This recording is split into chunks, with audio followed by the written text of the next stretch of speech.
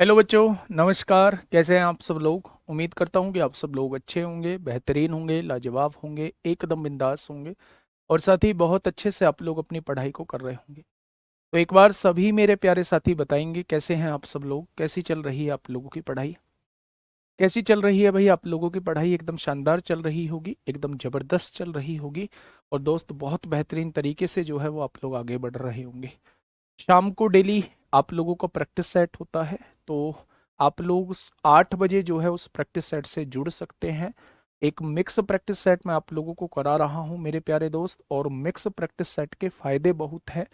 Exam की थोड़ी सी feel आ जाती है और एग्जाम के जैसी हम लोगों को हैबिट हो जाती है कि हाँ, अगर हम मतलब लगातार मिक्स प्रैक्टिस सेट कर रहे हैं तो एग्जाम हॉल में बैठ के भी हमें वही फील आ रही होती है कि हाँ, हम प्रैक्टिस सेट ही कर रहे हैं और अच्छा स्कोर हम लोग कर जाते हैं।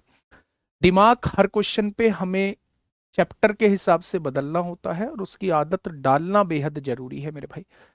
स्वागत है आप सभी का, है ना, आपके प्यारे से परिवार रोजगार विद अंकित में। मेरे प्यारे दोस्त, सबसे पहले मैं आप लोगों को एक बात बता दूं, भाई इसमें थंबनेल नहीं लगाया यार, मैंने उससे बोला था।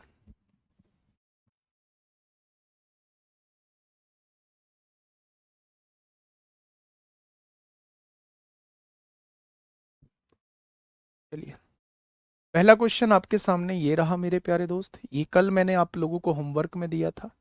उम्मीद है कि आपको इस क्वेश्चन का जवाब मिल गया होगा। एक बार मेरे सभी साथी बताएंगे कि क्या होगा इस क्वेश्चन का साथी बिल्कुल सही जवाब।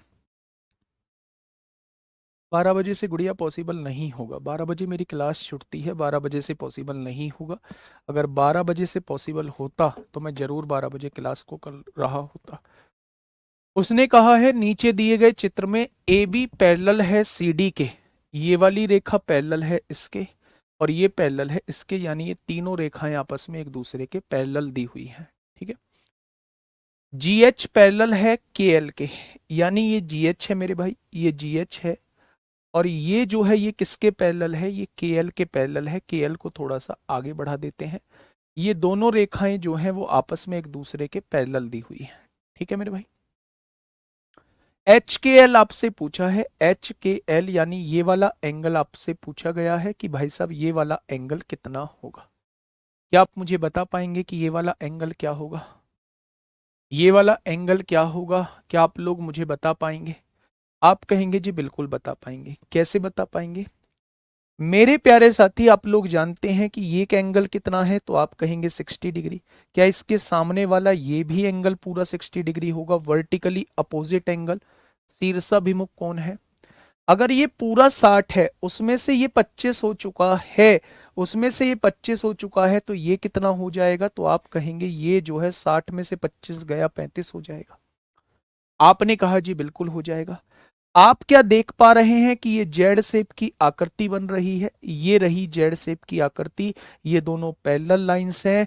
क्या ये दोनों कोण बराबर हो जाएंगे? ये भी 35 डिग्री का हो जाएगा। तो आप कहेंगे जी बिल्कुल 35 डिग्री का हो जाएगा। अब आप मुझे बताइए इस लाइन के ऊपर ये पूरा कोण कितने का होगा? 180 का। 180 में से ये 35 हो चुका है, तो बचा हुआ कोण कितने का हो जाएगा? तो आप कहेंगे 180 माइनस 35 हो जाएगा। 10 में से 5 जाएगा, 5 बचेगा। 17 में से 3 जाएगा, 14 बचेगा। क्वेश्चन का जवाब 145 हो जाएगा। क्वेश्चन का जवाब जो है वो 145 आपके इस क्वेश्चन का बिल्कुल सही जवाब हो जाएगा। क्या ये बात आपके समझ में आ गई? तो आपने कहा जी बिल्कुल आ गई। तो ऐसे क्वेश्चंस भी आप लोगों से पूछे गए हैं। फटाफट मुझे इस क्वेश्चन का जवाब दीजिए भाई, क्या होगा इस क्वेश्चन का साथी बिल्कुल सही जवाब? क्वेश्चन नंबर 16 आप लोगों के सामने है।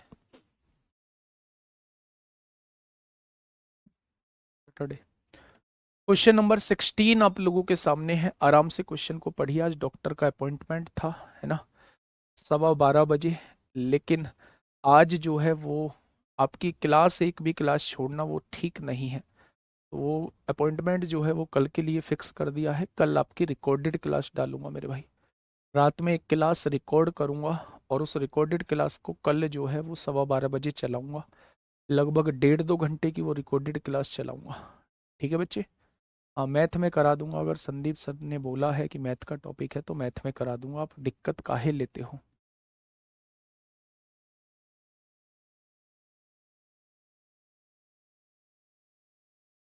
ठीक है, बताइए भाई, क्या होगा इस क्वेश्चन का बिल्कुल सही जवाब? क्वेश्चन ने कहा है नीचे दिए गए चित्र में बीडी पैरेलल है ईजी के। बीडी कहाँ है? ये रहा बीडी, और ये पैरेलल दी हुई है इसके, और दीर्घ ए बी सी 270 है। ए बी सी ये वाला कोण जो है वो 270 दिया है, तो ये पूरा कोण कितना हो जाएगा? पूरा कोण जो होता है वो 360 होता है। अगर ये वाला कोण 270 दिया है, बाकी बचा कुचा 90 हो जाएगा, तभी 360 बैठेगा। अगर बाकी बचा कुचा 90 है, उसमें से ये 40 हो चुका है, तो x की वैल्यू क्या 50 आ जाएगी? ये वाला कोण क्या 50 हो जाएगा? तो आप कहेंगे जी बिल्कुल हो जाएगा। अब आप मुझे ये बताइए, ए बी डी हो चुका है, एफ सी एच 90 दिया है। एफ सी एच कहाँ है? एफ सी एच, ये पूरा कोण 90 है। अच्छा एक बात बताएंगे, अगर ये दो पैरेलल रेखा हैं, ये वाली इसके पैरेलल हैं, तो क्या आपको जेड शेप की आकृति बनती हुई नजर आ रही है? क्या ये जेड शेप की आकृति बनती हुई नजर आ रही है? तो आप कहेंगे जी बिल्कुल नजर आ रही है, ये जेड शेप की आकृति बनती हुई। तो आपसे एक्स वाई ये 50 है, तो ये कितना हो जाएगा? आप कहेंगे ये भी 50 हो जाएगा। अच्छा इस लाइन के ऊपर ये पूरा कोण 180 डिग्री का होगा, होगा या नहीं?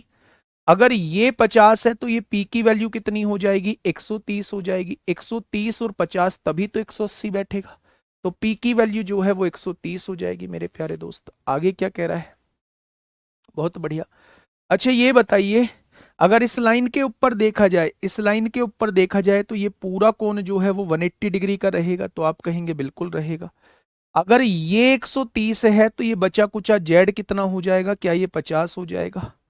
अगर ये पूरा कोण 90 है, उसमें से ये 50 हो चुका है, तो ये कितना हो जाएगा? 40 हो जाएगा। हो जाएगा क्या? तो आप कहेंगे बिल्कुल हो जाएगा। तो कौन सा ऑप्शन ठीक है? x की वैल्यू पहली है, x की वैल्यू 50 आ चुकी है, ये दोनों, ये ऑप्शन नहीं हो सकता। दूसरी वैल्यू है y की वैल्यू 40 है, 40 वाला ऑप्शन, ये ऑप्शन नहीं हो सकता, ये दोनों से होगा। तीसरी वैल्यू z की है, z की वैल्यू 50 है, ये ऑप्शन नहीं हो सकता, ऑप्शन नंबर ए हो जाएगा। ऑप्शन नंबर ए इस क्वेश्चन का साथी बिल्कुल सही जवाब हो जाएगा। x की वैल्यू 50 रहेगी, y की वैल्यू 40 रहेगी, z की वैल्यू 50 रहेगी, और p की वैल्यू जो है वो 130 रहेगी। सबसे ज्यादा यूज होने वाली प्रॉपर्टी एक लाइन के ऊपर ये जो एंगल होता है, जिसे हम लोग स्ट्रेट एंगल या सीधा कोण कहते हैं, ये 180 डिग्री का होता है। कितने डिग्री का? 180 डिग्री का। Next question.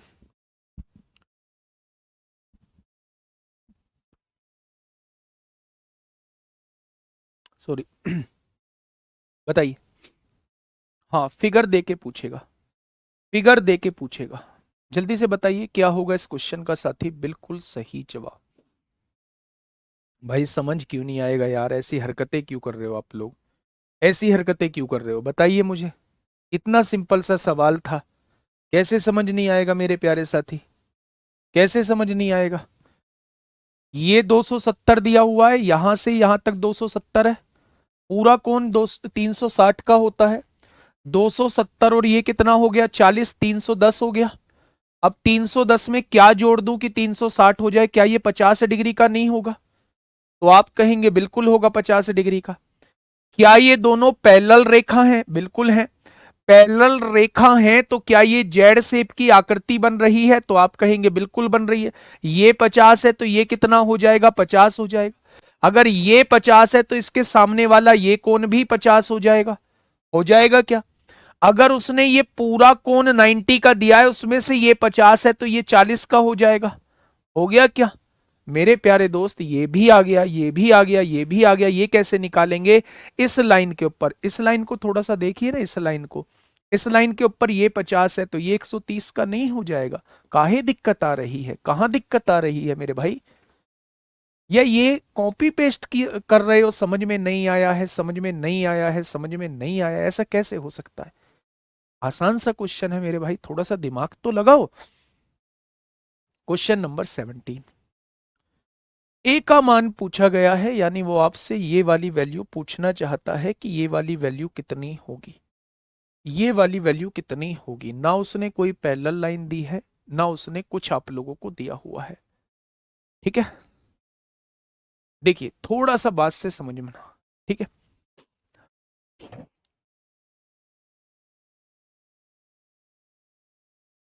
देखिए मेरी बात को थोड़ा सा समझिए।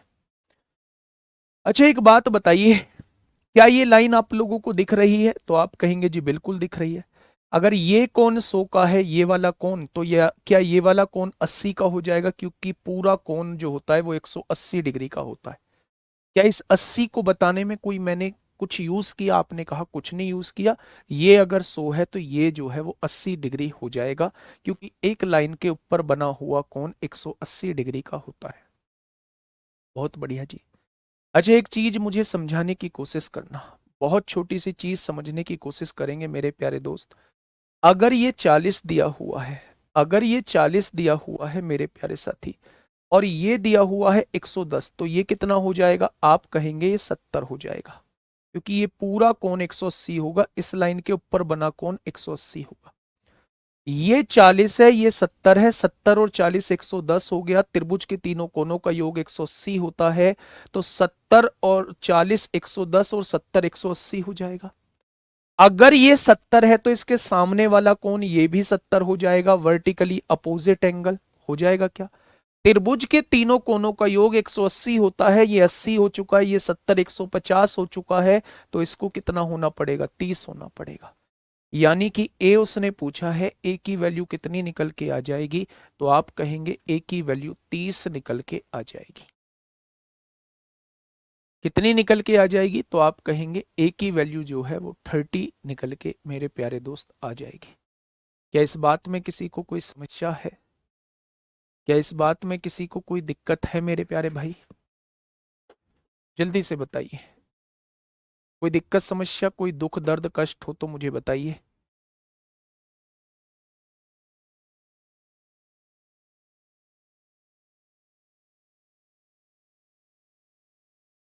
मिलिएगा, ये सामने आपको थंबनेल दिख रहा होगा। क्या बताने वाला हूं एनटीपीसी वालों, अब तो थोड़ा सा खुश हो जाओ, अपने चेहरे पर थोड़ी सी मुस्कान अब तो ले आओ मेरे भाई, अब तो ले आओ। मेरी हेल्थ मेरे साथ नहीं है, मतलब हेल्थ साथ नहीं दे रही है, फिर भी मेरे प्यारे दोस्त, मतलब मुझे ये भी है कि भाई साहब कैसे लूंगा, लेकिन नहीं। ये दिख रहा है, दिख रहा है बच्चे? प्यारे दोस्त, इस 8 तारीख यानी रविवार को, इस 8 तारीख यानी रविवार को मेरे भाई, शनिवार को, इस 8 तारीख यानी शनिवार को मेरे भाई, हर शनिवार को हम लोग स्टार्ट करने जा रहे हैं सफलता सीरीज। सफलता सीरीज में मैथ्स की बात कर रहा हूं। हर शनिवार को इसमें कुछ चैप्टर्स की मैराथन हुआ करेगी। मेरे प्यारे भाई, एनटीपीसी वाले बच्चों ने एक दुख दर्द मुझे बताया, जी हमसे क्वेश्चन नहीं बन पा रहे। मैंने पूछा किसके, तो उन्होंने कहा परसेंटेज प्रॉफिट लॉस के। मैं बोला ये लो क्लास, ये लो क्लास, एक बार रिवीजन करा दूंगा, उन सभी क्वेश्चंस का रिवीजन करा दूंगा जो क्वेश्चंस पूछे गए हैं या पूछे जा सकते हैं। प्रीवियस ईयर और एक्सपेक्टेड क्वेश्चन दोनों के दोनों की बच्चे करा दूंगा। काहे दिक्कत ले रहे हो? ये तीनों चैप्टर्स की मैराथन लेके आ रहा हूं। 4-5 घंटे, जितने भी घंटे की क्लास होगी मेरे प्यारे दोस्त, उतने घंटे की मैराथन लेके आ रहा हूं आपके सामने शनिवार ठीक 9 बजे। तो जुड़ना मत भूलना। शनिवार को ऐप के अंदर की क्लास नहीं लूंगा, ऐप के अंदर की क्लास नहीं लूंगा मेरे प्यारे दोस्त। उस दिन यूट्यूब पे आप लोगों को मिल रही होगी ये क्लास, और बेहतरीन तरीके से मैं आपको रिवीजन करा रहा हूंगा। आप यकीन मानना कि वो क्लास भाई साहब खल्लास कर देगी सब कुछ। नेक्स्ट सैटरडे में आप लोगों के स्टैटिक्स की भी एक बड़ी सी क्लास लेके आऊंगा। स्टैटिक्स खत्म, एक क्लास में मेरे भाई उन सारे चैप्टर्स जैसे एसआई सीआई हो गए, मतलब जो एक दूसरे से लिंक है, उन सभी की एक मैराथन लेके आ रहा हूँ। तो आप टेंशन मत लीजिए, सिलेबस चलता रहेगा, Monday to Friday mix practice set चलता रहेगा, और मेरे भाई सैटरडे आप लोगों का ऐसे उपयोग में लूंगा। ठीक है, एडवांस की मैराथन अप्रैल के फर्स्ट वीक में लेके आऊंगा। बस परेशान मत होना, कहीं कुछ कमी रहे मुझे बता देना मेरे प्यारे दोस्त, वही चीज आपके सामने होगी। ठीक है, तो जुड़ना मत भूलना, याद रखना ये आपके लेवल पे शेयर होनी चाहिए। बहुत उम्मीद के साथ आ रहा हूं, बहुत भरोसा है आप लोगों पे, तो शेयर होनी चाहिए ये बात कि 8 तारीख में सुबह 9 बजे मैराथन आ रही है, सफलता सीरीज स्टार्ट हो रही है, इन तीनों का बेहतरीन रिवीजन होगा। पैरेलल नहीं है तो 70 क्यों हुआ भाई? पैरेलल नहीं, ओ मेरे भाई पैरेलल नहीं है, इस लाइन के ऊपर बने कोण को किसी के पैरेलल होने की आवश्यकता नहीं है, किसी की आवश्यकता नहीं है मेरे भाई। अगर ये 110 है तो ये 70 होगा, पूरा कोण 180 डिग्री का होता है। ये 100 है तो ये 80 होगा, पूरा कोण 180 डिग्री का होता है। 40 और 70 110 हो चुके हैं। ट्राइंगल के तीनों एंगल्स का सम 180 डिग्री होता है। अगर ये दोनों ही 110 हो चुके हैं तो ये 70 आएगा। ये 70 है तो ये 70 होगा वर्टिकली अपोजिट एंगल। ये 80 है, ये 70 है, 150 हो चुका है तो इसको 30 होना पड़ेगा। ट्राइंगल के तीनों एंगल्स का सम 180 डिग्री। ठीक है, आइए मेरे प्यारे दोस्त नेक्स्ट क्वेश्चन की तरफ। अब मैं आप लोगों को एक यहां कॉन्सेप्ट बताने जा रहा हूं, उस कॉन्सेप्ट को थोड़ा सा सुनिएगा मेरे प्यारे दोस्त। अगर मैं आपसे कहता हूं ये तीन जो हैं वो समांतर रेखाएं आप लोगों को दी हुई हैं, एल एम एन। मैंने आपसे कहा एल पैरेलल है एम के, पैरेलल है एन के। ये तीनों रेखाएं आपस में एक दूसरे के समानांतर हैं। ये तीनों रेखाएं जो हैं ये एक दूसरे के समानांतर है बच्चे। अगर मैं आपसे कहता हूं कि ये दो ट्रांसवर्सल लाइन मैंने खींच दी है, आर और टी, ये दो ट्रांसवर्सल लाइन मैंने खींच दी है, ये दो ट्रांसवर्सल लाइन मैंने खींच दी है आर और टी मेरे भाई। तो आप ध्यान रखना, अगर ये पॉइंट ए है, ये पॉइंट बी है, ये पॉइंट सी है, ये पॉइंट डी है, ये पॉइंट ई है और ये पॉइंट एफ है, तो जो इन दोनों साइड का रेशो होगा, A B upon B C का जो रेशो होगा, यानी ये बटे ये, इसका जो रेशो होगा वो इसके रेशो के बराबर रहेगा। पहली थ्योरम ये रहती है मेरे भाई। अगर आपने इधर से ए बी लिया है और बटे में इसके पूरी लेंथ ली है AC, तो आपको इधर भी DE लेना होगा और बटे में इसकी पूरी लेंथ लेनी होगी DF। तो ये रेशो जो होता है ये बराबर होता है। जब भी आप लोगों से ये कहा जाए कि ये तीन पैरेलल लाइन है, तीन से ज्यादा भी पैरेलल लाइन दे सकता है, और ये ट्रांसवर्सल लाइन है मेरे भाई, तो आप देखना कि लेफ्ट हैंड साइड का जो रेशियो होता है वही राइट हैंड साइड के रेशियो के इक्वल होता है। बात समझ में आई? मैंने इधर A B upon B C लिया तो इधर D E upon E F के बराबर आएगा। मैंने ए बी अपॉन ए सी लिया तो इधर D E upon D F के बराबर आएगा। मैंने इधर B C upon A B लिया तो इधर E F upon D E लेना पड़ेगा। मतलब जो भी आप इधर लोगे ना वही आपको इधर लेना पड़ेगा। क्या ये बात समझ में आ गई? क्या ये बात समझ में आ गई आप लोगों को? तो आप कहेंगे जी बिल्कुल आ गई है। ठीक है मेरे प्यारे साथी, तो अब इस क्वेश्चन की तरफ आ जाइए।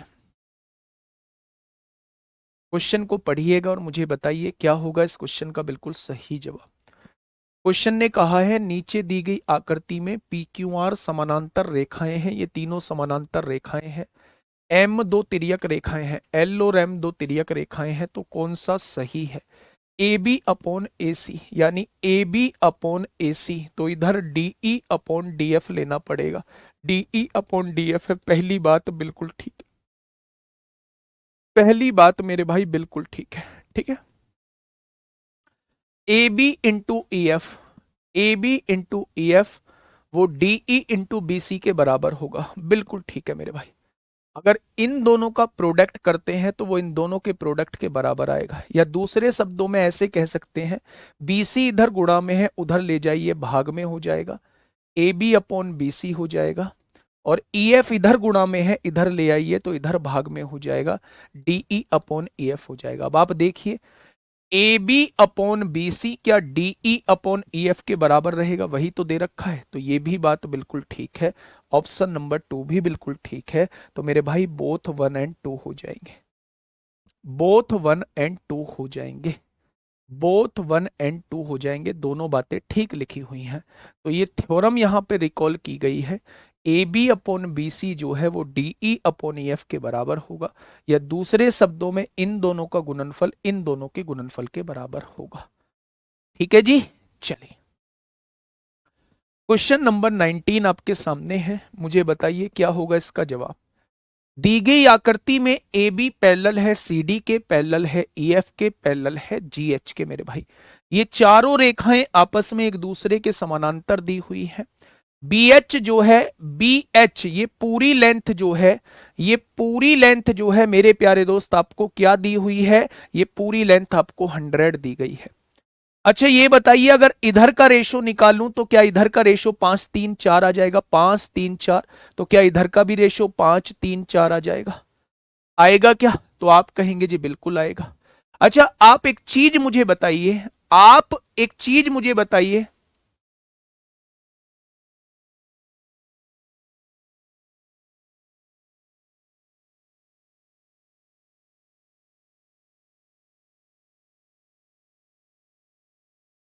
मुकेश यादव मेरे भाई लिखो तो सही, पहले क्या लिखना चाह रहे हो आप खुद पढ़ो, आपने क्या लिखा है, क्या आपको खुद लिखा हुआ समझ में आ रहा है? नहीं, रेशो बराबर होगा, वैल्यू बराबर नहीं होंगी, रेशो बराबर होगा।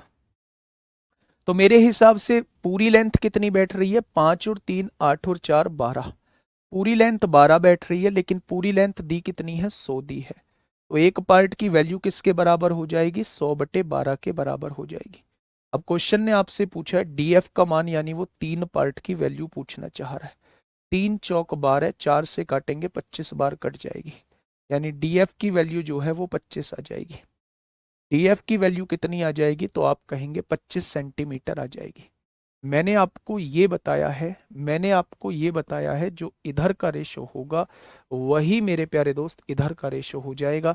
इधर का रेशो 5 3 4 है, तो इधर का रेशो भी 5 3 4 बन जाएगा। मेरे हिसाब से पूरी लेंथ 12 है, उसने 100 दी हुई है, एक पार्ट की वैल्यू 100/12 हो जाएगी। उसने डीएफ की लंबाई पूछी है, यानी 3 पार्ट की वैल्यू वो आपसे पूछना चाह रहा है, 3 पार्ट की वैल्यू वो आपसे पूछना चाह रहा है। ठीक है, समझ में चीजें आई? तो आप कहेंगे जी समझ में चीजें आ गई, बहुत बढ़िया। नेक्स्ट क्वेश्चन, अब आती है मेरे भाई एक कैंची थ्योरम आती है, एक आती है कैंची थ्योरम। उस कैंची थ्योरम को थोड़ा सा समझिएगा मेरे भाई। कैंची आप जानते हो, सीजर। कैंची थ्योरम प्यारे दोस्त क्या होती है, उस कैंची थ्योरम को थोड़ा सा समझने की कोशिश करिएगा। ठीक है, थोड़ा सा ध्यान से सुनना। मैंने आपसे कहा कैंची बनाइए, ये कैंची होते हैं ना ऐसे पकड़ने वाले, ठीक है। ये दोनों पार्ट हैं जो खुले हुए हैं, है ना, ये कैंची बनी हुई है आपके सामने। मेरे भाई ये वाला एंगल मैं ए मान लेता हूं, ये वाला एंगल मैं बी मान लेता हूं, ये वाला एंगल मैं सी मान लेता हूं, और ये बाहर जो एंगल बना है ये मैं अल्फा मान लेता हूं।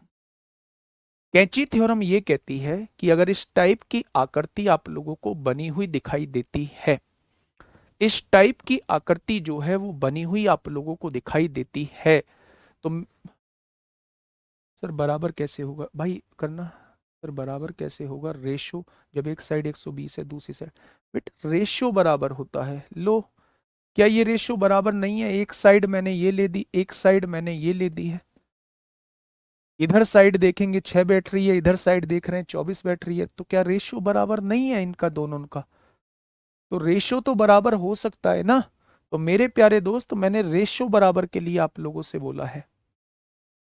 ठीक है सुनील कुमार मेरे भाई, तो थ्योरम ये कहती है कि ये बाहर वाला एंगल जो होगा ये अंदर के तीनों कोण के बराबर होगा। थ्योरम ये कहती है कि ये बाहर वाला एंगल जो होगा ये अंदर के तीनों कोणों के बराबर होगा। नीचे कर देना कमेंट। बाहर वाला एंगल जो होगा, है ना, बाहर वाला एंगल जो होगा वो अंदर के तीनों कोणों के बराबर होगा।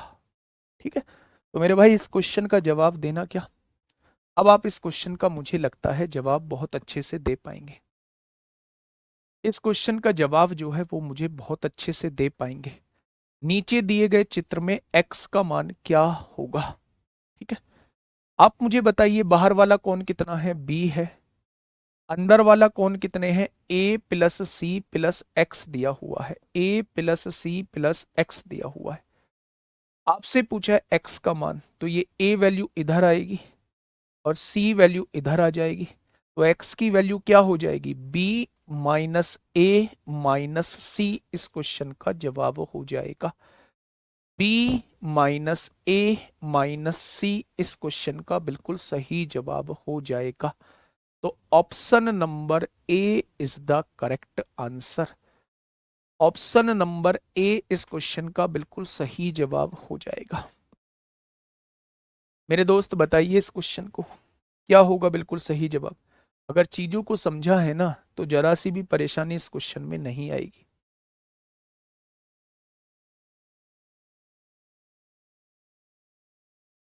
थीटा का मान निकालिए। थीटा क्या होगा प्यारे दोस्त, वो आपसे पूछना चाह रहा है। थीटा क्या होगा वो आपसे पूछना चाह रहा है। अच्छा एक बात मुझे बताइए, अच्छा सीन टू लगाना भाई, ये दिखाई नहीं दे रही होंगी। सबसे पहले ये समझ जाइए कि ये अल्फा आप लोगों को दिया हुआ है, ये भी अल्फा आप लोगों को दिया हुआ है, ये आप लोगों को बीटा दिया हुआ है, ये भी आप लोगों को बीटा दिया हुआ है, ये आप लोगों को थीटा दिया हुआ है, ये आप लोगों को 40 है और ये आप लोगों को 110 दिया हुआ है। उम्मीद है अब आपको चीजें समझ रही होंगी। एक बार मेरे प्यारे दोस्त इसमें दो बार आपको कैंची लगाना पड़ेगा। एक बार इसको देखिएगा, ये वाली आकृति को देखने की कोशिश करिए। बाहर वाला एंगल कितना है, 110 है। अंदर वाला एंगल एक तो 40 हो जाएगा। एक पूरा का पूरा अल्फा और अल्फा कितना हो जाएगा, अल्फा और अल्फा 2 अल्फा हो जाएगा। बीटा और बीटा 2 बीटा हो जाएगा। बाहर वाला कोण जो होता है वो अंदर वाले कोणों के बराबर होता है। ये अंदर एक कोण ये है, एक कोण ये है। 110 में से 40 जाएगा, 70 बचेगा। यहां से 2 कॉमन ले लेंगे, अल्फा प्लस बीटा का मान कितना आ जाएगा, तो आप कहेंगे अल्फा प्लस बीटा का मान 35 आ जाएगा। अगर मैं आपसे पूछूं भाई साहब एक बार इस पर लगा दीजिए आप लोग कैची थ्योरम, इस वाले पर, ये जो अंदर आकृति बना रहा हूं ना, एक बार इस पर लगा दीजिए कैची थ्योरम, तो आप कहेंगे जी बाहर कोण थीटा बैठ रहा है, ये 40 है और इसके अंदर जो कोण है वो अल्फा और बीटा है। तो ये अल्फा हो गया और ये बीटा हो गया। अब अल्फा और बीटा की वैल्यू 35 आई है, 35 और 40 थीटा की वैल्यू 75 आ जाएगी। और उसने आपसे थीटा की वैल्यू ही पूछी है मेरे प्यारे दोस्त कि थीटा की वैल्यू क्या हो जाएगी, तो आप लोगों का जवाब हो जाएगा 75 हो जाएगी, ऑप्शन नंबर डी। बस आपको ये देखना है मेरे प्यारे दोस्त कि कैची थ्योरम जो है यहां दो बार लगनी होगी। एक बार बड़ी वाली जगह कैची थ्योरम लगनी होगी और एक बार इस छोटी वाली जगह कैची थ्योरम लगनी होगी। जब बड़ी वाली जगह लगाओगे तो ये 110 होगा और छोटी वाली जगह लगाओगे तो मेरे भाई ये थीटा होगा। कोई दिक्कत?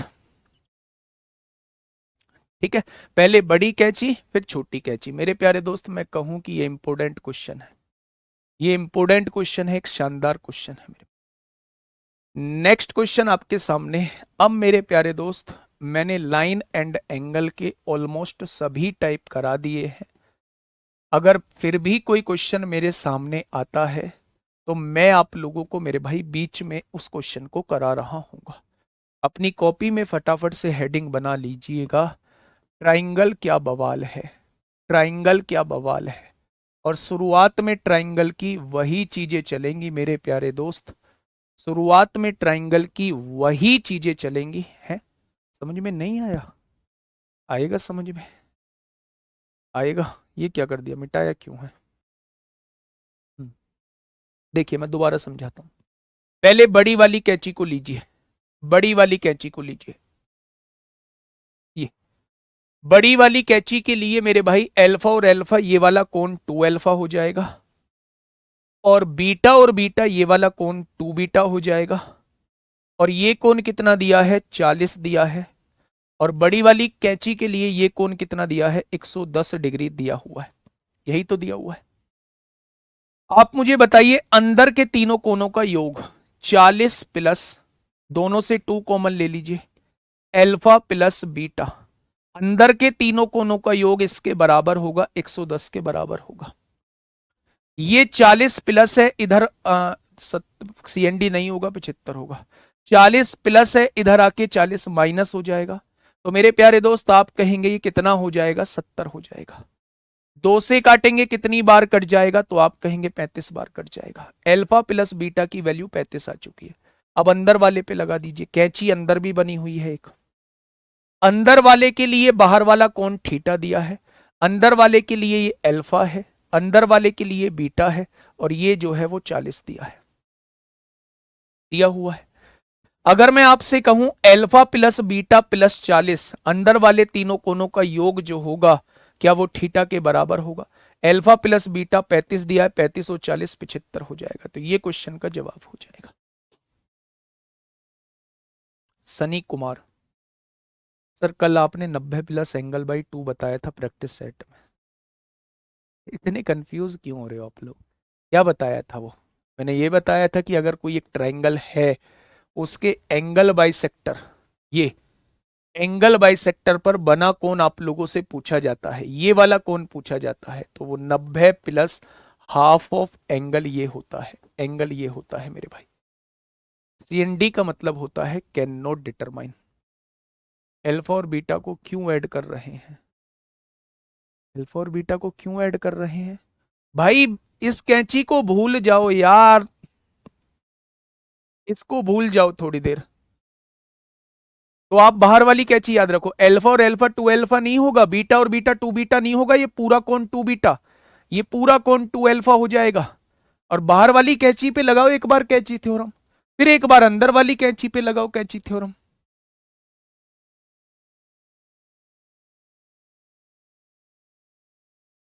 ठीक है,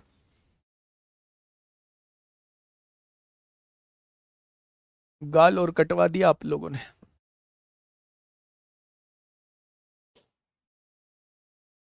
हेडिंग डालिए ट्राइंगल, हेडिंग डालिएगा मेरे भाई ट्राइंगल।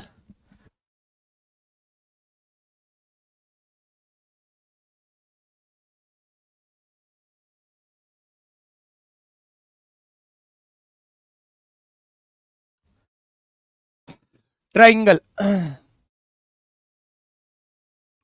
ध्यान से सुनना मेरे भाई, ट्राइंगल। हाँ, अकेली छोटी वाली कैंची में नहीं लगा सकते बेटा, वहां से वैल्यू निकल के नहीं आएगी, है ना, वहां से वैल्यू निकल के नहीं आएगी। सीआई के क्वेश्चन नहीं बन पा रहे, बन जाएंगे, मैराथन लाऊंगा सीआई की फिर एक। देखिए थोड़ा सा ध्यान से समझिए, ट्राइंगल होता क्या है। पहले मैं जो थ्योरी मैंने मेंसुरेशन में पढ़ाई है मैं उसको रिकॉल करा देता हूं। ट्राइंगल होता है मेरे प्यारे दोस्त, तीन भुजाओं से मिलकर बनी कोई भी बंद आकृति, उसे हम लोग ट्राइंगल कहते हैं। थ्री साइड से मिलकर बनी कोई भी क्लोज्ड फिगर, उसे हम लोग ट्राइंगल कहते हैं। पहला पॉइंट क्लियर।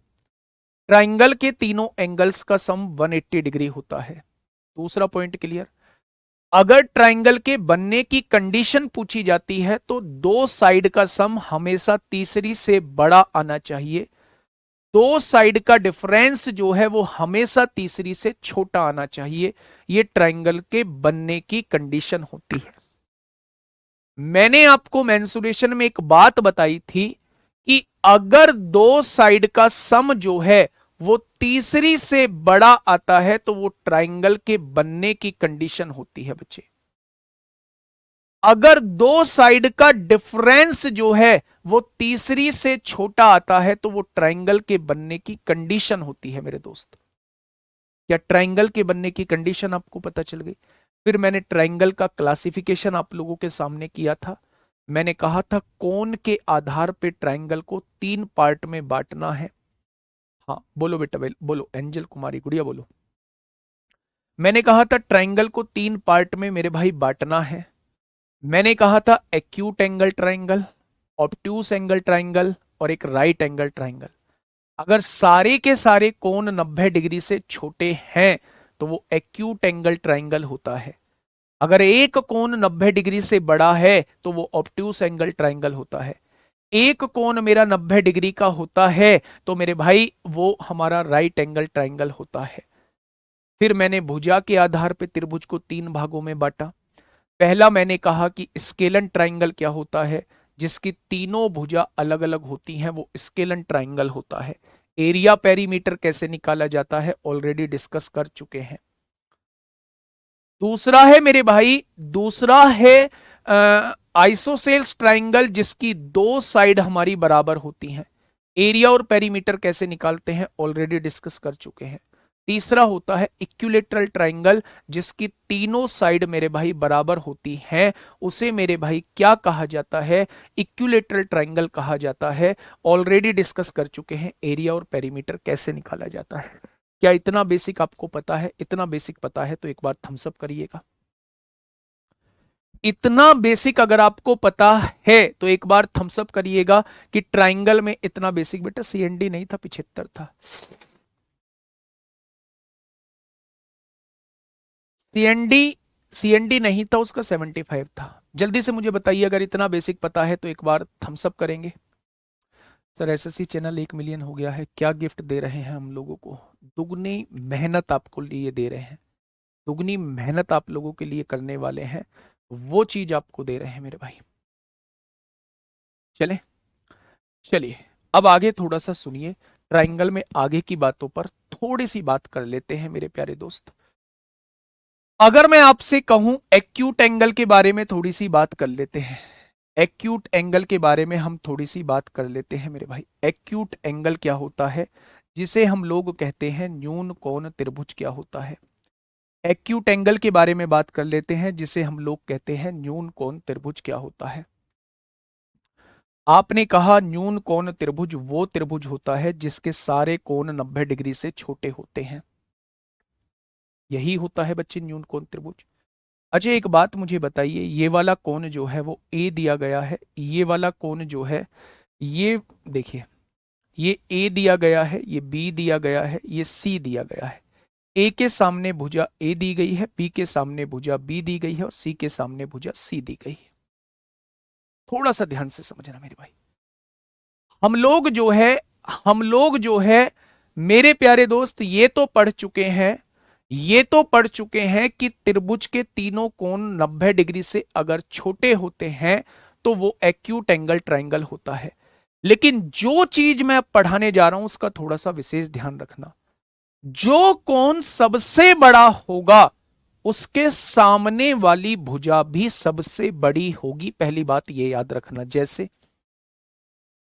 ये मैंने 60 लिया, ये मैंने 70 लिया, 70 और 60 130, तो ये मैंने 50 लेना होगा।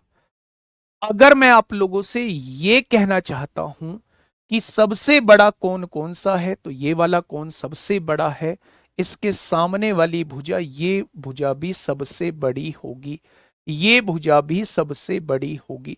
यानी जो एंगल सबसे बड़ा होगा, जो एंगल सबसे बड़ा होगा उसके सामने वाली साइड भी सबसे बड़ी होगी।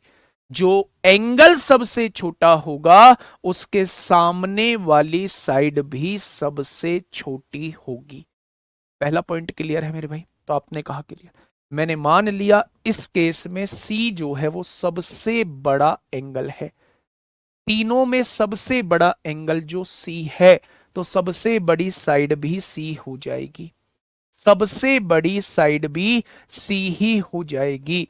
और मेरे प्यारे दोस्त, अगर आपको 3 साइड दी हुई हैं, उन 3 साइड में अगर दो भुजाओं का योग जो है, दो भुजाओं के वर्गों का योग जो है वो तीसरी भुजा के वर्गों से बड़ा आ रहा है, तो ये एक्यूट एंगल ट्राइंगल की कंडीशन होती है।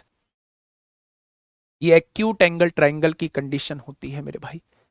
अगर सबसे बड़ी भुजा का वर्ग जो है अन्य दोनों भुजाओं के वर्गों के योग से छोटा आ रहा है, तो वो क्या हो जाएगा? वो मेरे प्यारे दोस्त एक्यूट एंगल ट्राइंगल हो जाएगा।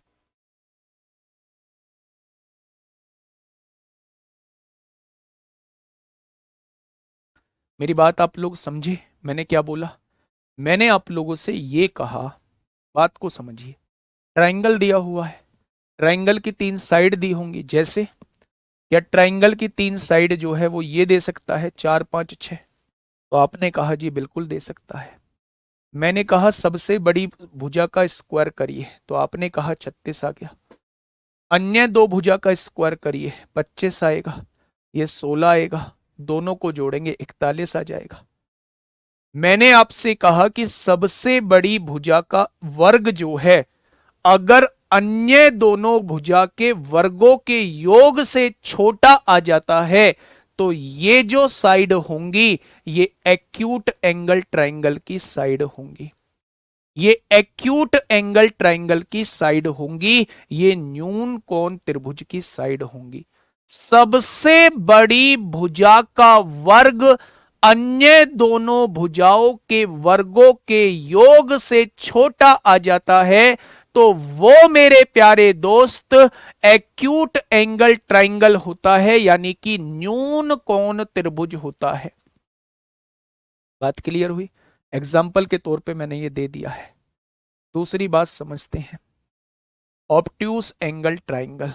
ऑब्ट्यूस एंगल ट्रायंगल जिसमें एक कोण जो होता है वो 90 डिग्री से बड़ा होता है, उस त्रिभुज को हम लोग ऑब्ट्यूस एंगल ट्रायंगल कहते हैं, अधिक कोण त्रिभुज कहते हैं। क्या कहते हैं?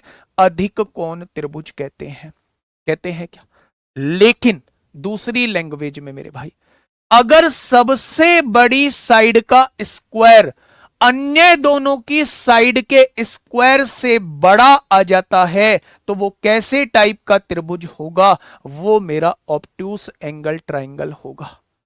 वो मेरा ऑब्ट्यूस एंगल ट्रायंगल होगा। बेटा ये छोटा है, ये छोटा है, इसमें सबसे बड़ी साइड का स्क्वायर छोटा होता है, यहां सबसे बड़ी साइड का स्क्वायर जो है वो बड़ा है। सबसे बड़ी साइड का स्क्वायर बड़ा है अन्य दोनों साइड के स्क्वायर से। क्या एग्जाम्पल बता पाओगे? तो आपने कहा एग्जाम्पल है जी 4 5 7। 4 5 7 मैंने कहा सबसे बड़ी भुजा का स्क्वायर 7 का स्क्वायर 49 होगा, 5 का स्क्वायर 25 होगा, 4 का स्क्वायर 16। अगर अन्य दोनों साइड का स्क्वायर का योग जो है वो 41 आया है और सबसे बड़ी भुजा का योग 49 आया है तो क्या ये बड़ा है? जब सबसे बड़ी भुजा का वर्ग ज्यादा होता है तो उस टाइप के ट्राइंगल को हम लोग ऑब्ट्यूस एंगल ट्राइंगल कहते हैं। वो आपको 4 ऑप्शन देगा, वो आपसे पूछेगा बताइए कौन सा ऑब्ट्यूस एंगल ट्राइंगल है, तो आप उसमें चेक करेंगे जिस केस के अंदर, जिस ऑप्शन के अंदर सबसे बड़ी भुजा का वर्ग जो है अन्य दोनों भुजा के वर्गों के योग से बड़ा आ जाता है तो उस केस में वो मेरा ऑब्ट्यूस एंगल ट्रायंगल होगा। सबसे बड़ी भुजा का वर्ग अन्य दोनों भुजा के वर्गों से छोटा आ जाता है तो वो मेरा एक्यूट एंगल ट्रायंगल होगा। और सबसे बड़ी भुजा का वर्ग अन्य दोनों भुजा के वर्गों के योग के बराबर आ जाता है वो मेरा राइट एंगल ट्रायंगल होगा। उसी को पाइथागोरस थ्योरम कहते हैं। उसी को मेरे प्यारे दोस्त पाइथागोरस थ्योरम कहते हैं। Right angle triangle, right angle triangle मेरे प्यारे दोस्त, राइट एंगल ट्रायंगल यानी कि समकोण त्रिभुज।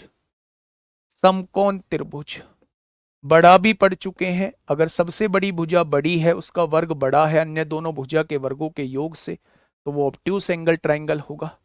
और अगर छोटा है तो मेरे भाई एक्यूट एंगल ट्रायंगल होगा। लेकिन अगर बराबर है, अगर बराबर है, क्योंकि राइट एंगल ट्रायंगल में सबसे बड़ा एंगल होता है, इसके सामने वाली साइड सबसे बड़ी होगी, तो मेरे प्यारे दोस्त अगर बराबर आ जाता है, सबसे बड़ी भुजा का वर्ग अन्य दोनों भुजा के वर्गों के योग के बराबर आ जाता है तो मेरे भाई ये मेरा राइट एंगल ट्रायंगल होगा।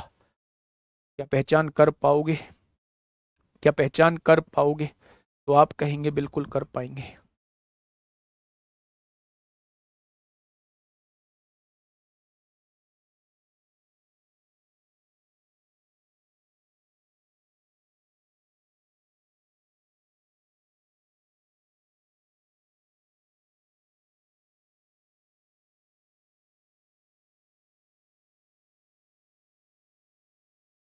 बताइए कौन कौन से टाइप के त्रिभुज हैं?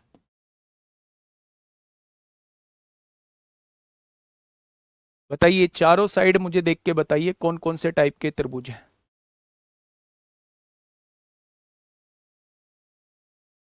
Math with Vijay. सर हम आपके गूगल पे पर 2,000 रुपये देंगे, इसलिए क्योंकि मेरे एसएससी जीडी में 150 मार्क्स आ गए हैं। ब्लॉक कर दो, परमानेंट ब्लॉक करो। ना ना ना, इस बार खुलेगा नहीं, पूरा कोर्स निकल जाएगा। ब्लॉक करो। आगे यूट्यूब पे भी कमेंट करे, यूट्यूब पे भी ब्लॉक करो। और कोई भी टीचर खुलवाने के लिए कहे तो कह देना कि एक बार राहुल सर से पूछ लो। ठीक है? ठीक है बेटा, बहुत बहुत शुभकामनाएं आपको 150 नंबर आने की, बहुत बहुत बधाइयाँ। आपका भगवान सिलेक्शन करे, एसएसएफ में सिलेक्शन करे, आप लाइफ में बहुत ऊंचाइयों पर जाओ। आप में थोड़ा सा ये दिखावटीपन जो है वो भगवान थोड़ा सा कम करे, है ना। ये बेफालतू की चीजें जो आप करते हो उसमें थोड़ा सा भगवान आपको सद्बुद्धि दे कि आप उन चीजों को थोड़ा सा कम करें। इन चारों का जवाब दीजिए, कौन से टाइप के ट्रायंगल है?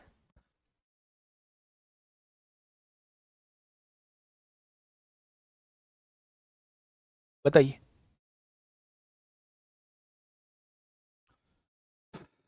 चारों को देख के बताइए कौन कौन से ट्रायंगल की भुजा। अच्छा ये बताइए, क्या इनसे ट्रायंगल बना पाएंगे? तो आपने कहा जी दो भुजाओं का योग बड़ा होना चाहिए। 8 5 13, 11 से बड़ा है, 11 5 14, 8 से बड़ा है, 11 8 19, 5 से बड़ा है, पहला बनाएगा। 12 6 18 बड़ा है, 12 7 19 बड़ा है, 7 6 13 बड़ा है, दूसरा भी बनाएगा। 16 34 तीसरा भी बनाएगा और चौथा भी बनाएगा। फटाफट बताइए।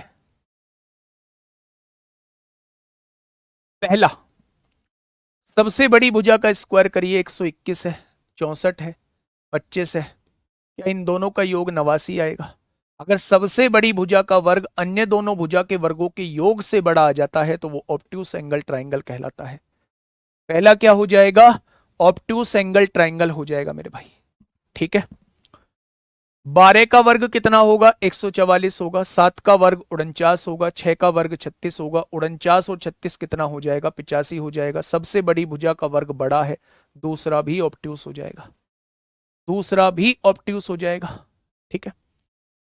ये प्यारे दोस्त, तीनों में से दो कॉमन आ रहा है। 2 अट्ठे 16, 2 15 जा 30, 2 17 जा 34 होते हैं।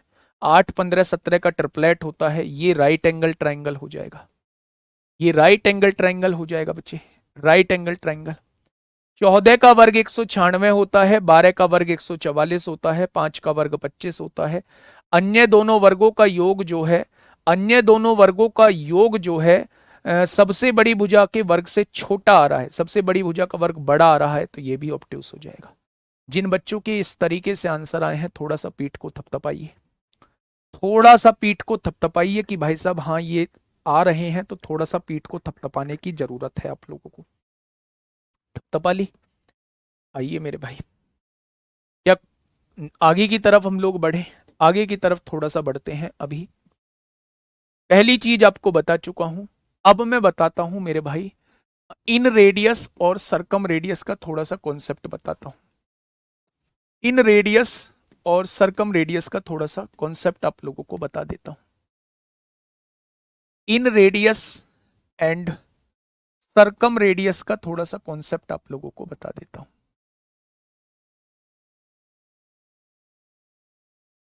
अंतः त्रिज्या और परित्रिज्या का कॉन्सेप्ट मैं आप लोगों को बता देता हूं थोड़ा सा। वैसे ये चीज मैंने आप लोगों के साथ डिस्कस की थी, है ना। आप लोगों के साथ जो है वो डिस्कस की थी मेंसुरेशन के भी अंदर, लेकिन यहां दोबारा से बताना जो है, दोबारा से बताना जरूरी है। ठीक है। हाँ, राइट एंगल वाला तो ट्रिपलेट से कवर हो जाएगा, बिल्कुल सही बात है। देखिए, अगर ये कोई आप लोगों के सामने एग्जाम्पल कोई एक ट्राइंगल दिया हुआ है, मुझे नहीं पता कौन सा ट्राइंगल दिया हुआ है, कोई सा भी एक ट्राइंगल दिया हुआ है, आपने कहा जी बिल्कुल एक ट्राइंगल दिया हुआ है, इसके अंदर तीनों भुजाओं को छूता हुआ मैं एक वृत्त बना देता हूं। इस तरीके से मैं एक वृत्त बना देता हूं। मेरे प्यारे दोस्त, अगर उस वृत्त की रेडियस की बात करूं तो अंदर बने वृत्त की रेडियस को ही अंतः वृत्त की त्रिज्या बोला जाता है, या इन रेडियस या अंतः त्रिज्या बोला जाता है। अंतः त्रिज्या बोला जाता है, यानी इन सर्किल की रेडियस बोला जाता है। इन सर्किल की रेडियस बोला जाता है, यानी अंदर बने वृत्त की रेडियस उसे बोला जाता है। ये भी रेडियस हो जाएगी, ये भी रेडियस हो जाएगी और ये भी रेडियस हो जाएगी। अंदर बने वृत्त की रेडियस को ही इन सर्किल की रेडियस कहा जाता है। अंदर बने वृत्त की रेडियस को ही इन सर्किल की रेडियस कहा जाता है। अंतः वृत्त की त्रिज्या बोला जाता है। अंतः वृत्त की त्रिज्या बोला जाता है मेरे भाई। परित्रिज्या बोला है यानी बाहर बने वृत्त की रेडियस। ये एक बाहर वृत्त बना हुआ है जो तीनों वर्टेक्स को ज्वाइन करता हुआ जा रहा है। तो सेंटर से लेके ये जो डिस्टेंस होगी सर्किल तक, ये इसकी रेडियस कहलाएगी। ये कैपिटल आर जो है ये परित्रिज्या कहलाएगी। परित्रिज्या का मतलब होता है बाहर बने वृत्त की रेडियस।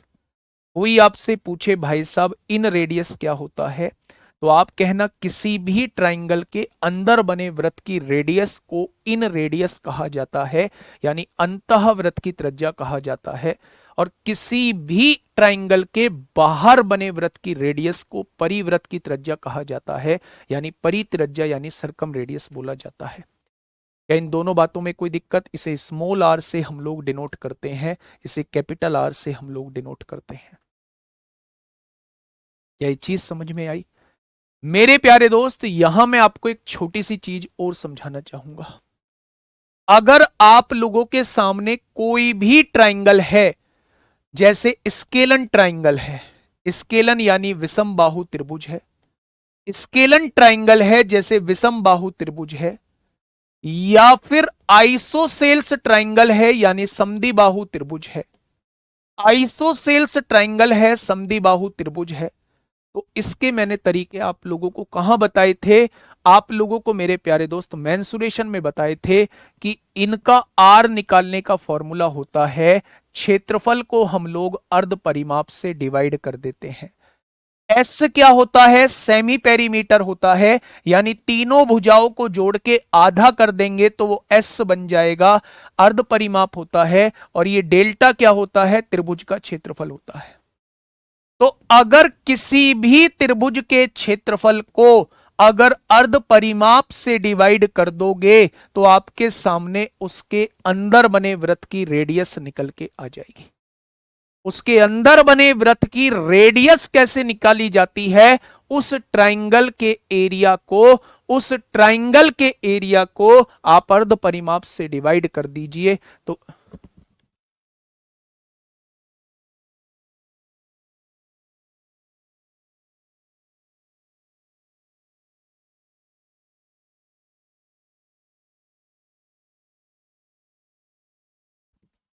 ठीक है भाई। ये चीज समझ में आ गई क्या? तो आप कहेंगे जी ये चीज समझ में आ चुकी है।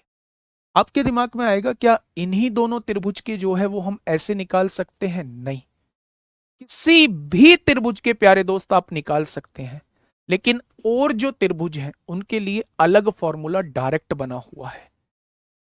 जब भी आपके सामने विषम बाहु त्रिभुज दिखे, जब भी आपके सामने विषम बाहु त्रिभुज दिखे जिसकी सारी भुजा अलग अलग होती हैं, या फिर समद्विबाहु त्रिभुज दिखे जिसकी दो भुजा समान होती हैं, ऐसे टाइप के ट्राइंगल की इन रेडियस निकालने के लिए मेरे भाई उस ट्राइंगल के एरिया को सेमी पेरीमीटर से डिवाइड करना होता है। क्या ये बात समझ में आई? इन दोनों के ही केस में अगर हमें बाहर बने वृत्त की रेडियस निकालनी हो तो तीनों भुजाओं की गुणा करके क्षेत्रफल के 4 गुणे से डिवाइड कर देना। ये पहली भुजा, ये दूसरी भुजा, ये तीसरी भुजा, ये प्यारे दोस्त क्षेत्रफल आपको दिया हुआ है उस ट्राइंगल का। अगर इस फॉर्मूले को लगा देते हैं तो बाहर बने वृत्त की रेडियस निकल के आ जाएगी, यानी किसी भी ट्राइंगल की परित्रिज्या निकल के आ जाएगी। ये बात समझ में आई मेरे प्यारे दोस्त? ये सारी चीजें मैंने मेंसुरेशन में आप लोगों के साथ डिस्कस की थी मेरे भाई, डिस्कस की थी, इसलिए मुझे यहां बताना जरूरी है क्योंकि ये ट्राइंगल का ही एक पार्ट होता है। दोबारा से मेरे साथ बोलेंगे, एक ट्राइंगल के अंदर बने वृत्त की रेडियस को इन रेडियस कहा जाता है, एक ट्राइंगल के बाहर बने वृत्त की रेडियस को परित्रिज्या यानी सरकम रेडियस कहा जाता है। अगर हमारे पास स्केलन ट्राइंगल विषम बाहु त्रिभुज और समद्विबाहु त्रिभुज है तो हमें उसके अंदर की त्रिज्या निकालने का तरीका क्षेत्रफल को अर्ध परिमाप से डिवाइड करना होगा। और अगर बाहर बने वृत्त की त्रिज्या निकालनी हो तो तीनों भुजाओं की गुणा करके क्षेत्रफल के 4 गुणा से हमें डिवाइड करना होगा। क्या इस पॉइंट में कोई दिक्कत? आपने कहा कोई दिक्कत नहीं है। स्केलन पढ़ चुके हैं, आइसोसेल्स पढ़ चुके हैं, इक्विलेटरल पढ़िएगा। इक्विलेटरल भी मैं आपको बता चुका हूं, फिर भी मैं एक बार रिकॉल कराऊंगा मेरे प्यारे दोस्त। ये एक ऐसा त्रिभुज है जिसकी सारी भुजाएं समान हैं, जिसकी सारी भुजाएं समान है। इसके अंदर बने वृत्त की रेडियस को आप कैसे निकालोगे? तो मैंने बताया था समबाहु त्रिभुज के अंदर बनी वृत्त की रेडियस को हम इस फॉर्मूले से निकाल रहे होते हैं। यानी कि अगर हम भुजा को 2√3 से डिवाइड कर दें तो अंदर बने वृत्त की रेडियस निकल के आ जाएगी। क्या ये फॉर्मूला बस समबाहु पे लगेगा? बिल्कुल जी हां, पहले वाला फॉर्मूला हर जगह लग जाएगा, लेकिन समबाहु में अगर आप डायरेक्ट इसे लगा लेंगे तो इससे आंसर जल्दी आ जाएगा। आ उससे भी जाएगा जो पहले बताया था, लेकिन ये डायरेक्ट फॉर्मूला, इससे जल्दी आंसर आ जाएगा। अगर बाहर बने वृत्त की रेडियस आप लोगों से पूछी जाए तो इसकी साइड को √3 से डिवाइड कर दीजिएगा, ये बाहर बने वृत्त की रेडियस निकल के आ जाएगी। अगर कभी भी अंतःवृत्त की त्रिज्या और परिवृत्त की त्रिज्या का रेशो पूछा जाए तो वो 1/2 फिक्स होता है। साइड कुछ भी दे दे, वो कह दे एक समबाहु त्रिभुज जिसकी भुजा जो है वो 17.6 सेंटीमीटर दी हुई है, तो बताइए उसकी अंतःवृत्त की त्रिज्या और परिवृत्त की त्रिज्या का रेशो क्या होगा? तो साइड कुछ भी दी हो हमें पता मतलब नहीं है, हमेशा रेशो 1/2 होता है। वो कभी कभार उल्टा पूछ लेता है परिवृत्त की त्रिज्या और अंतःवृत्त की त्रिज्या का रेशो बताइए, तो मेरे भाई वो 2:1 होता है। अगर कैपिटल आर ऊपर है तो ऊपर बड़ा रहेगा, कैपिटल आर नीचे है तो नीचे बड़ा रहेगा। ठीक है, साइड कुछ भी दी गई हो फर्क नहीं पड़ता। अगर वो समबाहु त्रिभुज है, अगर वो इक्विलेटरल ट्राइंगल है, तो उसकी इन सर्किल और सरकम सर्किल की रेडियस का रेशो जो है वो ऑलवेज 1/2 होगा, ऑलवेज 1/2 होगा। बस याद रखना ऊपर सरकम सर्किल की रेडियस तो नहीं दे दी, अगर ऊपर सरकम सर्किल की रेडियस दे दिया तो वो 2/1 होगा। क्या ये पॉइंट क्लियर है? ये पॉइंट तो पहले से क्लियर था। अब बात आते हैं इसी के साइड में एक और चीज हम लोग पढ़ते हैं जिसका नाम है राइट एंगल ट्राइंगल में ऐसा क्या बवाल होता है। राइट एंगल ट्राइंगल में ऐसा क्या बवाल होता है जी? समकोण त्रिभुज में ऐसा क्या बवाल होता है? समकोण त्रिभुज में ऐसा क्या बवाल होता है? नहीं, अभी नहीं रहने देना, जिसे रहने देना है, जिसे जाना है वो जा सकता है मेरे भाई, जिसे जाना है।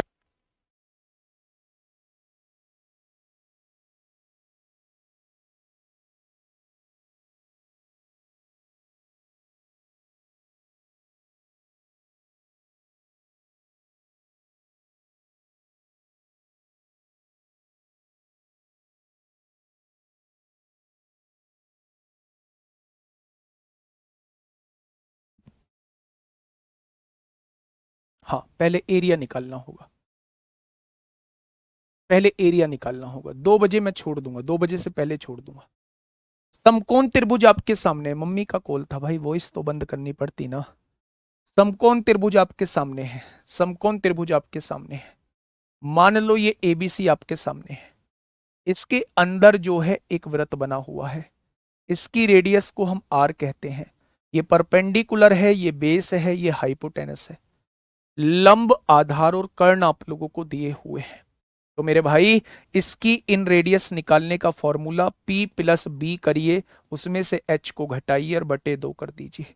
ये इसकी अंदर बने वृत्त की रेडियस निकालने का फॉर्मूला होता है।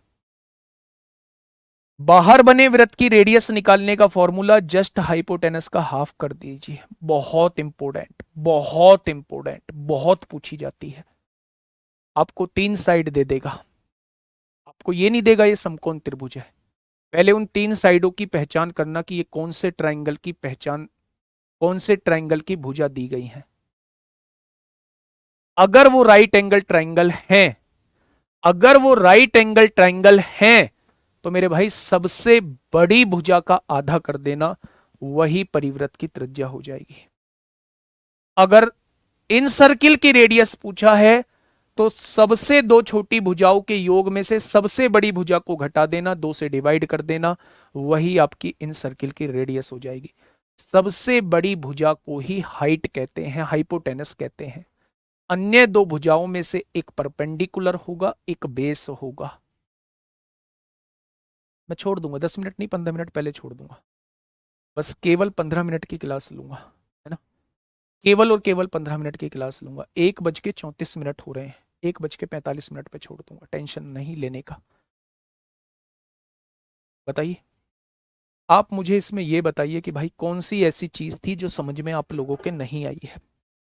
एक बच्चे का कमेंट है जी कम समझ में आ रहा है, मुझे बताओ कौन सी ऐसी चीज है जिसको मैंने जोर देके नहीं समझाया। बताइए, मैंने यहां से आज जो है वो 3D आप लोगों की ट्रायंगल चालू किया है। मैं अगले 5 मिनट में सारी चीजें रिकॉल कराऊंगा, बस मुझे हाँ या ना का जवाब देना। अगले 5 मिनट में सारी चीजें रिकॉल करवा रहा हूं। सबसे पहले ज्योमेट्री नहीं, कंफ्यूजन वर्ड नहीं आना चाहिए भाई साहब, मेरे ऊपर दिक्कत आ जाएगी अगर आपने कंफ्यूज हो गए ना, तो फिर मैं समझा नहीं पाया चीजों को, और ये कभी भी बर्दाश्त से बाहर रहेगा कि मैं चीजों को समझा नहीं पाया। अगली 7 मिनट क्लास लूंगा, उन 7 मिनट में रिवीजन कराता हूं, ध्यान से सुनना, हाथ में हाथ बांध के बैठ जाओ, चीजों को सुनना और गर्दन हिलाना कि मैं चीजें सही बोल रहा हूं या गलत बोल रहा हूं।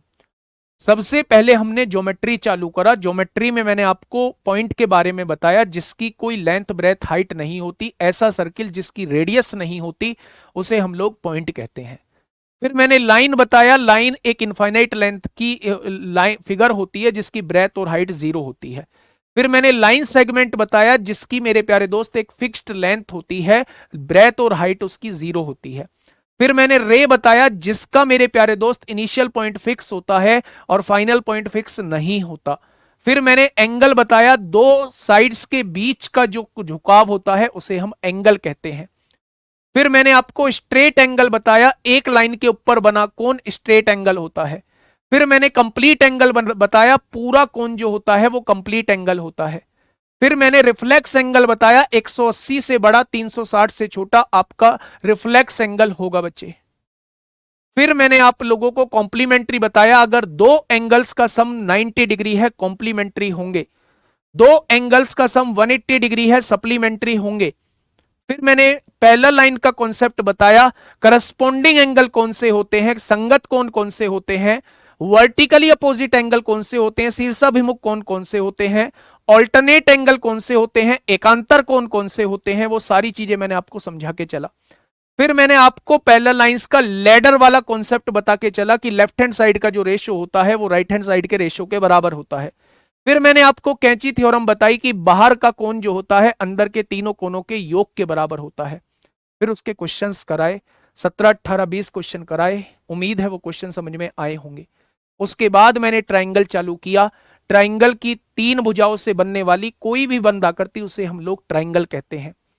ट्राइंगल बनने की कंडीशन क्या है? ट्राइंगल बनने की कंडीशन है मेरे भाई कि दो भुजाओं का योग हमेशा तीसरी से ज्यादा होना चाहिए, और दो भुजाओं का अंतर जो है वो हमेशा तीसरी से कम होना चाहिए। ये होती है ट्राइंगल के बनने की कंडीशन। ट्राइंगल का क्लासिफिकेशन किया on the basis of angle, यानी कोण के आधार पे। कोण के आधार पे 3 टाइप के त्रिभुज बताए, न्यून कोण, अधिक कोण, समकोण। न्यून कोण जिसमें सारे कोण 90 डिग्री से छोटे होते हैं। उसकी एक और परिभाषा, सबसे बड़ी भुजा का वर्ग अन्य दोनों भुजा के वर्गों के योग से छोटा आता है तो उसे न्यून कोण त्रिभुज कहा जाता है। अधिक कोण त्रिभुज जिसमें एक कोण 90 डिग्री से बड़ा होता है। दूसरी परिभाषा, सबसे बड़ी भुजा का वर्ग अन्य दोनों भुजा के वर्गों के योग से बड़ा आना चाहिए, वो हमारा ऑब्ट्यूस एंगल ट्राइंगल यानी अधिक कोण त्रिभुज कहलाएगा। और अगर सबसे बड़ी भुजा का वर्ग अन्य दोनों भुजा के वर्गों के योग के बराबर आ जाता है तो उसे हम लोग समकोण त्रिभुज कहते हैं। फिर मैंने आपको पहचान करनी ये बता दी है। फिर मैंने आपसे जिक्र किया अंदर बने वृत्त की त्रिज्या और बाहर बने वृत्त की त्रिज्या कैसे निकालते हैं। अगर कोई भी त्रिभुज हमारा विषम बाहु त्रिभुज या समद्विबाहु त्रिभुज है, विषम बाहु त्रिभुज जिसकी तीनों भुजा अलग अलग होती हैं, समद्विबाहु त्रिभुज जिसकी दो भुजा समान होती हैं, अगर कोई भी त्रिभुज हमारा विषम बाहु त्रिभुज और समद्विबाहु त्रिभुज है तो मेरे भाई उसके अंदर की वृत्त की त्रिज्या कैसे निकालते हैं? हम उसके क्षेत्रफल को अर्ध परिमाप से डिवाइड कर देते हैं। क्षेत्रफल कैसे निकालेंगे? जाइए मेंसुरेशन में देख के आइए कि इस विषम बाहु का क्षेत्रफल कैसे निकालते थे हीरोस फॉर्मूला से। अगर मुझे बाहर बने वृत्त का रेडियस निकालना है तो तीनों भुजाओं की गुणा करके क्षेत्रफल के 4 गुणे से डिवाइड कर दूंगा तो बाहर बने वृत्त की रेडियस निकल के आ जाएगी।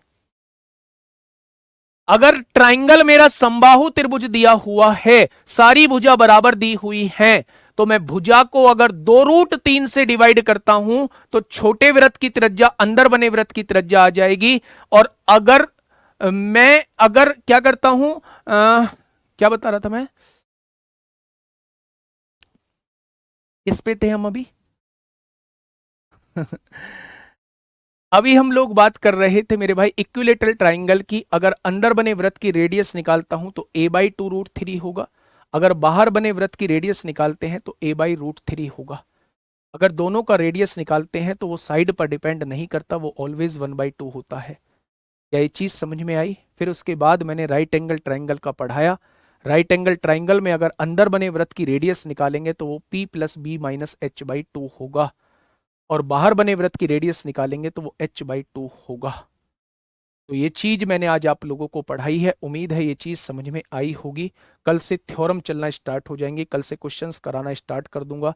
कल की जो क्लास मिलेगी वो रिकॉर्डेड फॉर्म में आपको मिलेगी। आज रात में मैं रिकॉर्ड कर दूंगा, किसी भी टाइम में रिकॉर्ड कर दूंगा मेरे प्यारे दोस्त। और कल मुझे डॉक्टर पे जाना है और क्लास छोड़ नहीं सकता। अगर आप कहेंगे तो फिर मैं किसी और टाइम लाइव रख लूंगा, लेकिन मेरे प्यारे दोस्त उस टाइम में कल लाइव नहीं ले पाऊंगा क्योंकि डॉक्टर भी 1 बजे तक ही बैठता है, वो अपॉइंटमेंट 12:15 का मुझे मिलता है। ठीक है भाई, अंशुल जी का कमेंट पढ़वाना। अब दूसरा कमेंट जो है अंशुल भाई मेरे, अब अपना क्लास खत्म हो चुकी है, बाकी लोग जा सकते हैं। जिनका कोई डाउट है वो केवल रुकें, जिन्हें कुछ मुझसे बात करनी है वो केवल रुकें, और बाकी सब लोग जा सकते हैं। बाकी सब लोग जा सकते हैं। अंशुल मेरे भाई कमेंट लिखना जो समस्या है ना, समस्या लिखना, कहानी मत लिखना मेरे भाई।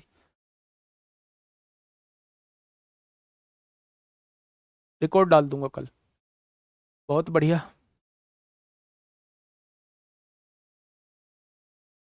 सैटरडे का मत भूलना, सैटरडे की अभी से अलार्म सेट कर लीजिए, 9 बजे आप लोगों की मैराथन लेके आऊंगा। 9 बजे की मैराथन लेके आऊंगा मेरे भाई, ठीक है। मॉक टेस्ट के प्रश्न बनेंगे, एडवांस के प्रश्न नहीं बन रहे होंगे ना आप लोगों से। अब तो यार मेंसुरेशन के बनने चाहिए, मेंसुरेशन के बनने चाहिए मेरे भाई, ठीक है। सीआई के क्वेश्चन नहीं बनते हैं तो रिवीजन कराऊंगा, रिवीजन कराऊंगा, दिक्कत मत लो। फटाफट मुझे बताइए।